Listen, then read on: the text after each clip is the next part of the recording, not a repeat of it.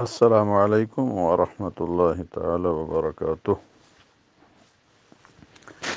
درس سنن ترمذی۔ الحمد لولیہ والصلاة والسلام علی نبیہ وعلی آلہ واصحابہ المتأدبین بآدابہ وعلی سائر التابعین القائمین بمنہاجہ، اما بعد۔ بسم اللہ الرحمن الرحیم۔ باب ما جاء فی کراہیت ان یأخذ المؤذن علی الاذان اجرا۔ یہ باب اس سلسلے میں ہے کہ مؤذن اپنی اذان پر اجرت لے، یہ مکروہ ہے، اور یہی اکثر اہل علم کا رجحان ہے۔ امام اعظم ابو حنیفہ رضی اللہ تعالی عنہ نے تو حرام کا قول کیا ہے، کراہت سے بھی آگے۔ ہاں، امام مالک ارشاد فرماتے ہیں کہ لا باس باخذ الاجر علی ذلک، ان کے ہاں یہ ہے کہ اجرت لے سکتا ہے۔ اجر آخرت پر ہی اذان دے بندہ، یہی زیادہ بہتر ہے، اسی کی فضیلت ہے، اسی کی اہمیت ہے۔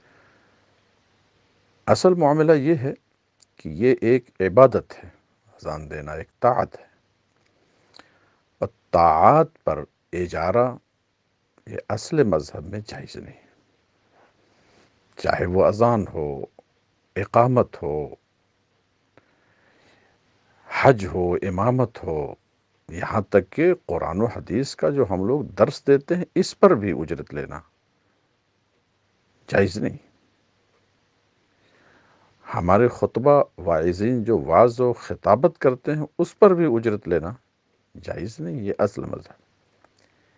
لیکن متأخرین فقہا نے طاعات پر اجرت لینے کے جواز کا فتویٰ دیا ہے۔ کیوں؟ ضرورت، فساد زمان ہو گیا۔ حضرت امام مرغینانی ہدایہ میں لکھتے ہیں کہ تعلیم قرآن وغیرہ پر اجرت لینے کو ہمارے فقہا نے مستحسن قرار دیا، تاکہ معیشت سے آدمی پریشان نہ ہو، یکسوئی کے ساتھ دین کی خدمت کرے۔ فرماتے ہیں لظہور التوانی فی الامور الدینیہ، کہ دینی معاملات میں چونکہ بڑی سستی کاہلی آ گئی ہے۔ خود مصطفیٰ کریم صلی اللہ علیہ وسلم نے فرمایا کہ ایک زمانہ ایسا آئے گا کہ دین کا کام بغیر پیسے کے، بغیر درہم و دینار کے نہیں چلے گا۔ تو یہ زمانہ ہے۔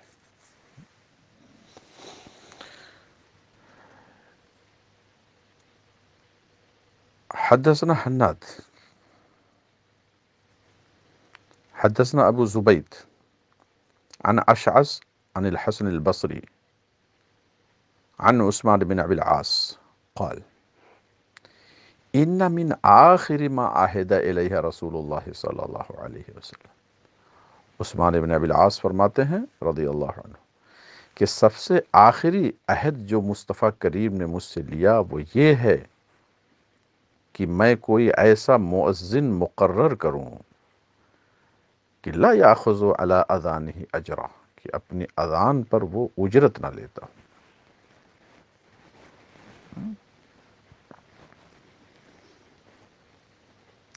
اس انداز بیان سے پتہ چلتا ہے کہ اجرت لینا ناجائز نہیں ہے۔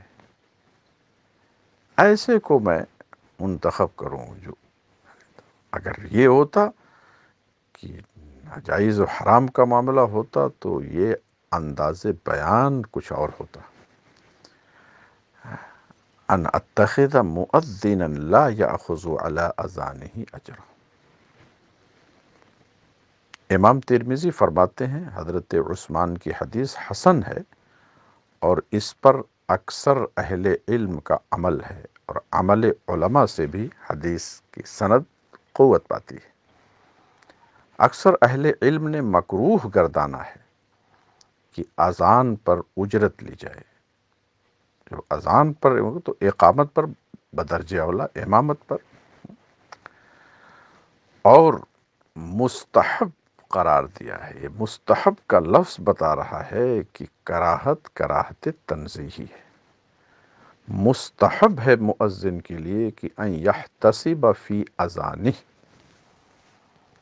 کہ وہ اپنی اذان میں نیت ثواب کرے، یعنی اجر آخرت کی نیت سے وہ اذان دے.